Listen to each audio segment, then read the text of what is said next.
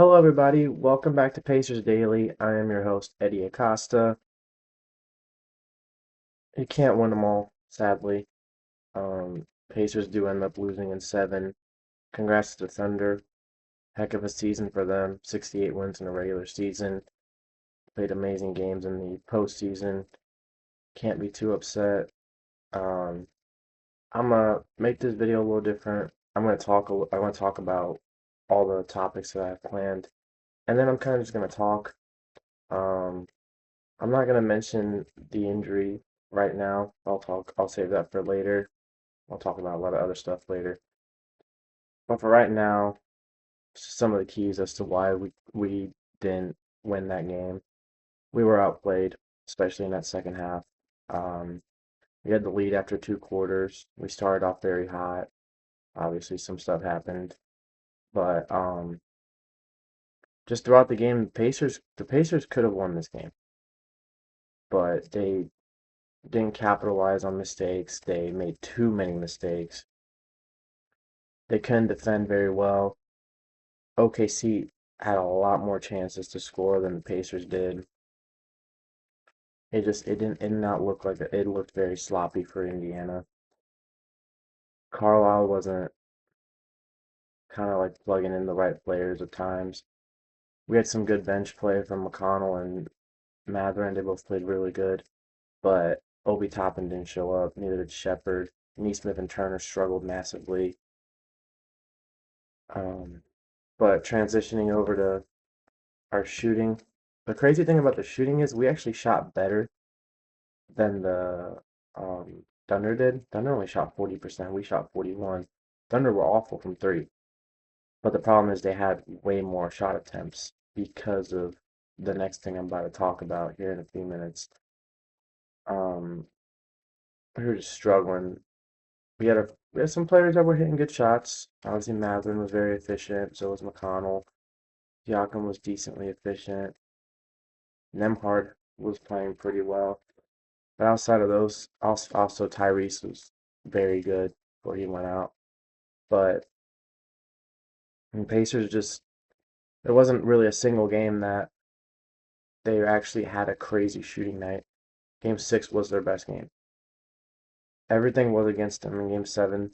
It wasn't the best cards, but you know, just gotta just gotta figure out something for next season. It's not gonna be easy, but this team's gonna have to really show their resiliency.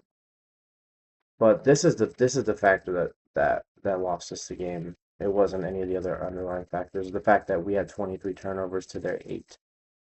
Game 6, we absolutely destroyed them on the turnover battle.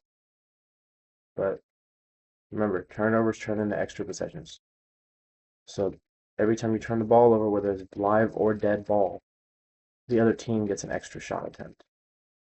So that's why even though OKC shot poorly from the field, the Pacers still lost this game because of 23 turnovers. It wasn't like game one we had a lot of turnovers, but we also had the right pieces to actually start that comeback and get back into that game. And then really the last thing was the rotations weren't very well. Um, this was kind of an issue throughout the finals. Like a player would be playing very well, and Carlisle would sit them for a pretty decently long time, or a player would be playing bad, and they would get more minutes. Like the way Shepard was playing, he really shouldn't have been on the court. Toppin was not doing anything on the court. Turner was not good. Um, they kept switching Neesmith onto Shea, and we knew that wasn't the matchup that was working. Nemhard was the best defense on Shea all series. Neesmith was struggling against Shea. Neesmith was doing a good job of handling J-Dub though, but now he was struggling to guard Shea. But just something to think about for the future for the Pacers is just we have a deep team, but at any moment, any player could be the best player on the court, or the best player could be the worst player on the court during that game. It's just like an up and down scale when it comes to the Pacers roster. So this is it's one of those games where we couldn't really figure out the rotation. Tough game in Oklahoma. Cards were against us. But now I'm kind of just going to talk because there's a lot to say. First and foremost, awful, awful, just awful. The injury. Um, during real time, I it I didn't like you couldn't really see it, and it just cut to Halliburton on the ground in pain, like crying. And right there, all of us, all Pacer fans knew that it was it. Like his Achilles was torn. And then I'm gonna say something. ESPN, shame on you for showing that replay about 10 to 15 times. Are we serious right now? Um, when Lillard injured his Achilles, there was maybe one or two replays. Same with Tatum. But Halliburton does it, and it's every 3 minutes. Us Pacer fans have to be reminded that our season just ended. Like that's just flat out disrespectful. Not even us. That's flat out disrespectful to Halliburton, to his family, and to the Pacers franchise in general. Shame on you for showing that replay where it literally shows his Achilles popping right then and there. You could see it in the replay. Where I was at, the watch party I was at, everyone was just screaming because they just kept showing and it's just so cringe to watch. But I mean, he was having a great game. He had three threes already. Looked like he was about to have a phenomenal game seven. Pacers could have because the thing about Halliburton, it doesn't matter how he scores, he facilitates the game. He brings in double and triple teams. That gives everybody open. We don't have anyone else that really brings out double and triples. We have Siakam, but when he's not on the he or Halliburton were in the game, no one on that team draws double teams. So that's one thing. I mean it's a torn Achilles. That probably means his next season's done. I'm gonna make tomorrow's episodes. I'm gonna make sure it's all about Halliburton and just kind of talk about what he means to this franchise and what I guess what the Pacers should do next year.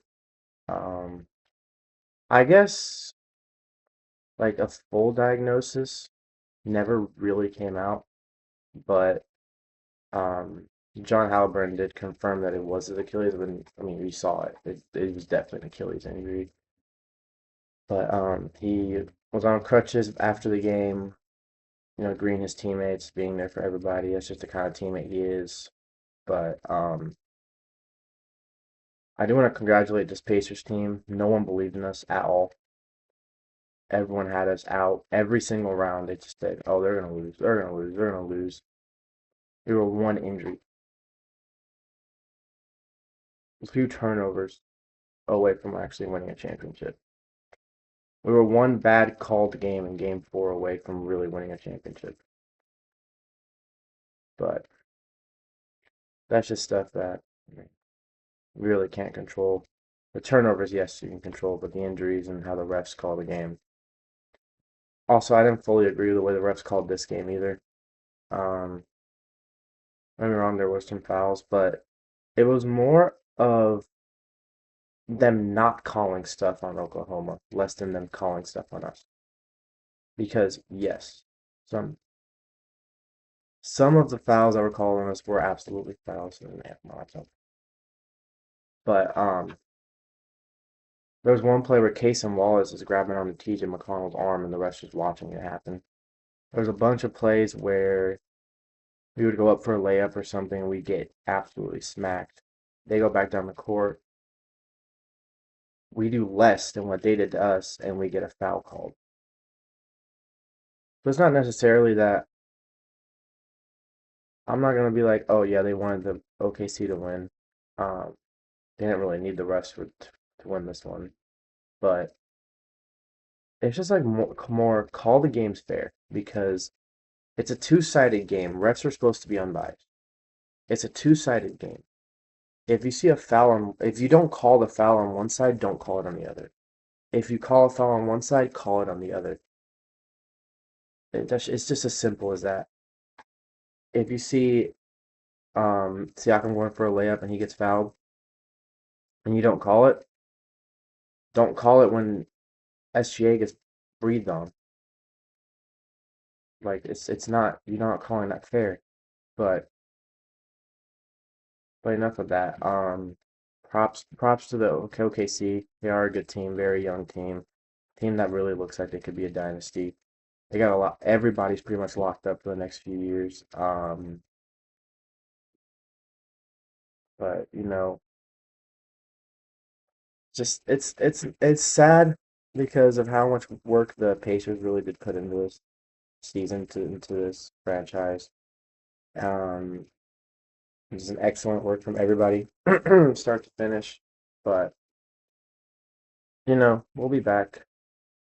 I don't know if it's going to be next year, but we'll be back. I have a lot of faith in this team. I know they can get through some tough times, um, but they're going to have to be active in the off season, especially if Halliburton has to miss next year. Maybe go for a 1 year like point guard, or probably like start McConnell next year. See how he does as a starter because he's a very good player. And then just kind of build. We don't really have any picks. We have a second round pick, but the Pacers really can just they got a lot of stuff they can do in the offseason. But as always, I am your host, Eddie Acosta. This is Pacers Daily. I always say boom baby, but I'm gonna say it again. Boom baby. Um, thank you so much for watching. You guys have a great day.